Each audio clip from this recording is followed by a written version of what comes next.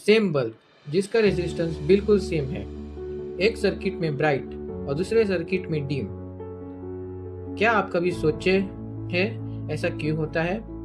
चलो इस कॉन्सेप्ट को समझते हैं। इसके पीछे का रीजन है सीरीज और पैरेलल सर्किट का बिहेवियर। सबसे पहले एक रूल याद रखो, रेजिस्टेंस डिसाइड करता है कि सर्किट में करंट कितना फ्लो करेगा, तो करंट डिसाइड करता है कि बल्ब का ब्राइटनेस कितना रहेगा। अब इसी रूल को यूज करके सीरीज और पैरेलल सर्किट को समझते हैं। सीरीज सर्किट का इफेक्टिव रेजिस्टेंस बढ़ जाता है क्योंकि टोटल रेजिस्टेंस सब रेजिस्टेंस का सम होता है। जब रेजिस्टेंस बढ़ता है तो ओम्स लॉ के अकॉर्डिंग करंट कम हो जाता है। करंट कम होने की वजह से बल्ब का पावर कम होती है, इसलिए बल्ब डिम ग्लो करता है। और एक इम्पोर्टेंट पॉइंट है कि वोल्टेज ड्रॉप। सीरीज सर्किट में हर रेजिस्टेंस के अक्रॉस वोल्टेज ड्रॉप होता है।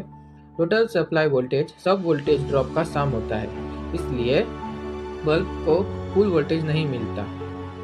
एक वन राइल रूल के हिसाब से समझे तो हाई रेजिस्टेंस, लो करंट और लो ब्राइटनेस।